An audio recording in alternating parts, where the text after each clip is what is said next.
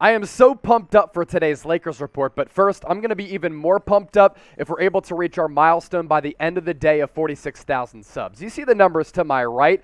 88 subscribers away from hitting that number. And if we get there, I'm going to be able to sit back tonight, have a beer, celebrate, then we'll keep it moving, and we'll continue to pump out our coverage. If we don't, I will be in despair with my boy Sam Brown. So just hit that red subscribe button for the best Lakers coverage here on the internet. Let's take a look at these Lakers trade rumors around Bradley Beal.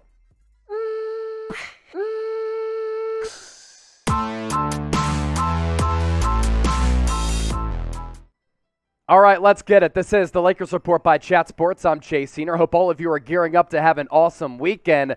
These Lakers rumors, they're awesome, and they are of the juicy variety. Kevin O'Connor on his podcast on The Ringer saying that the Los Angeles Lakers could be angling for a trade of Bradley Beal. He said this for one of the best sharpshooters and offensive players in the game today. The one name that I've heard recently is Bradley Beal as another guy that the Lakers want. I'm not sure if the interest is as mutual. You know Beal. It seems like Miami would be more of a threat to take him away from Washington, D.C.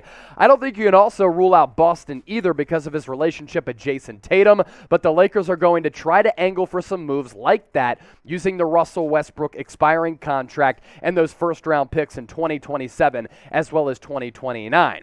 You just envision the scenario in which Beal goes from the nation's capital to one of the most beautiful cities in America in Los Angeles. Anthony Davis, LeBron James, and Bradley Beal on the offensive end for the purple and gold, rocking those fresh set of jerseys, making it happen on the offensive end at all three levels. This would make the Lakers a bona fide threat in the Western Conference. I just worry about what they could give up for Bradley Beal and make another trade with the Washington Wizards. It seems like Beal wants to go back to Washington. Is it that, or is it more so he wants to be able to secure the bag in the nation's capital, knowing that if he goes back to Washington, the money that he can make is much more than where he can get elsewhere, and then maybe at some point player empowerment comes in and he decides to force a trade.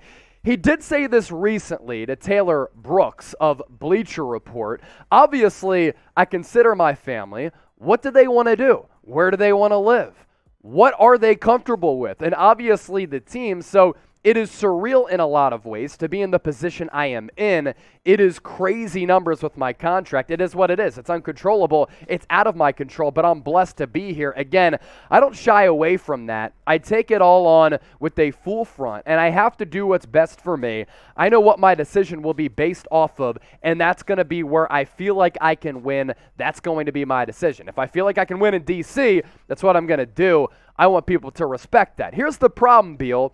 You had a couple of good years there in terms of winning games with John Wall, but that roster isn't set up nicely right now for you to win. The Lakers are. You team up with AD and LeBron, let's ride. Now, who is Bradley Beal right now? I think he's more so the player that he was from 2019 to 2021. Last year, finished runner-up in the scoring title behind Steph Curry, and he was awesome. And he's been awesome for a little while. Now, last year, you see how the numbers decreased a little bit from about 31 points per game to 23. The shooting splits also went down from 47 to 45, and then from beyond the arc, 35 to 30. And he's chucking up a lot of shots. His season cut short because of that wrist surgery. That's why he only played 40 games. But Beal can defend at a pretty solid level. He can really get anywhere on the floor to get his shot off because of his athleticism. And as a guy who can really score at all three levels, he's pretty solid with getting to the rim. More so, he's that mid-range guy. He can shoot it from beyond the arc. I think he has some shades of a little bit of Jayson Tatum, but maybe a little bit bouncier. The point here being, Bradley Beal on the Lakers alongside LeBron and Anthony Davis, I actually really like the fit of what that trifecta can be rocking that Lakers uniform. So what do you think? I say the Lakers should go all in. I don't think they can get it done because of the lack of assets. Might have to give up Anthony Davis. But again, I want to see all three of these guys on the floor. So should the Lakers trade and add Bradley Beal? Type Y for yes or type N for no. As for LeBron James and AD, LeBron posted a clip on his Instagram of Anthony Davis. It was a little highlight reel, and he said, quote, "Cannot wait for it to be unleashed." It is Anthony Davis. I guess in LeBron's eyes, he is a unicorn. He is an alien because he didn't call him a person. He called him it. Pretty good scary movie, by the way. Bad bit by me. If you laugh, then I did my job. What did you expect LeBron James to say, though, in all honesty, as we get back on track?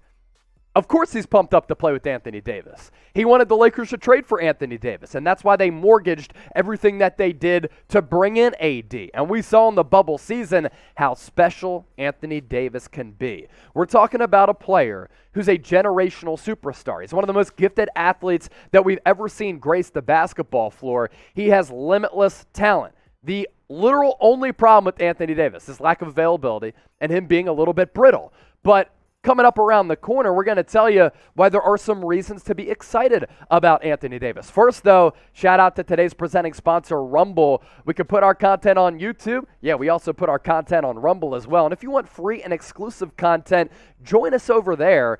Free, uncensored content where my bosses, they're not hovering over me worrying about what I'm saying, because sometimes I can just go on these tirades. But we go to the platforms that you as the people use, so give us a follow. You see the link down below. It's rumble.com/LakersTV. Now, going back to Anthony Davis here, he's been training with Lethal Shooter, who is really well known on social media for being one of the best shot doctors among all NBA trainers. And this is just days after saying he hadn't shot a ball in weeks, going all the way back to April.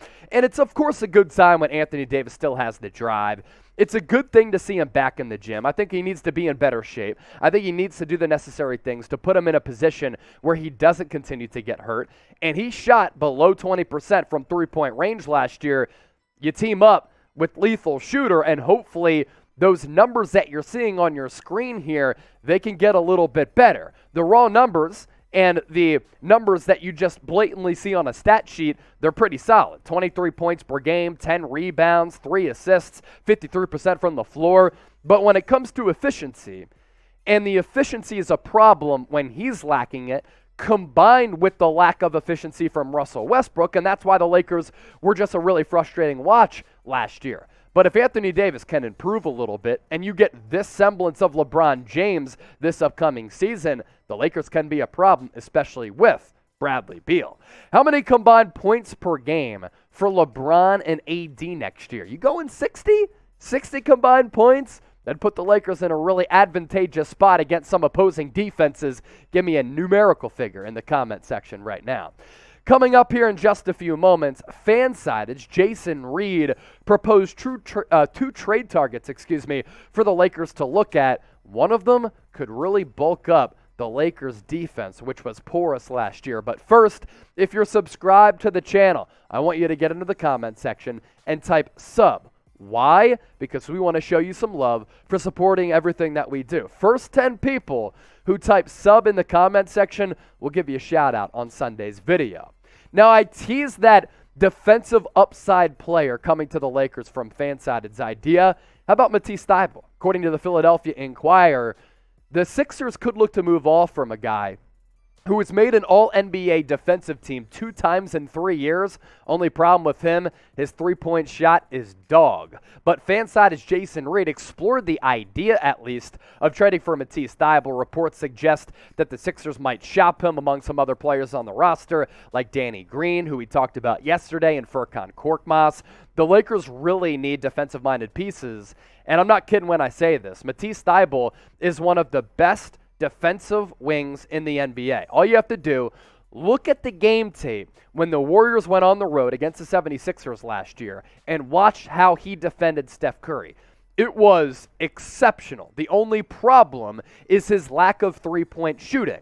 And in the playoffs, he was borderline unplayable for the Sixers, and teams were treating him like Ben Simmons. They weren't even guarding him. They said, okay, Matisse Thybulle is open. We don't need to do anything. We'll sag, and then we'll worry about boxing out a big guy like Joel Embiid and throw a couple bodies on him because we don't think that Thybulle can knock down the three-point shot. Career stats through 3 years, from an offensive standpoint, not good. Defensive standpoint, stellar. Almost 2 steals per game, a block per game. So good at playing the passing lanes, and he could immediately impact the Lakers' defense with those metrics right there. As for the Lakers' notable trade assets, they could give up to Philadelphia potentially, or a 3-team deal. Talen Horton-Tucker, Kendrick Nunn, first-round picks in 2025 and 2027, a couple of second-rounders, then those trade exceptions, which, by the way, can be combined. Now, here's the problem for the Lakers when they're going after a player like Thybulle. Probably won't have the best offer. And if you go to the Sixers and you're offering a couple of first-round picks or even one, they'll be like, okay, cool. Maybe we can get some of those picks back because we lost some in the future for James Harden. So that helps make up for it to a certain degree. We also want to help this roster right now. And by losing Thybulle, one of the best defensive wings in the league, we get worse, and then we don't replace him with anything unless they have other plans via trade or free agency. Should the Lakers trade for Thybulle? Let me know down in the comments section. Be sure to get your votes in. T for trade, P for pass. Thank you so much for watching today's show, and hopefully we get that sub number. If we do, we're drinking tonight.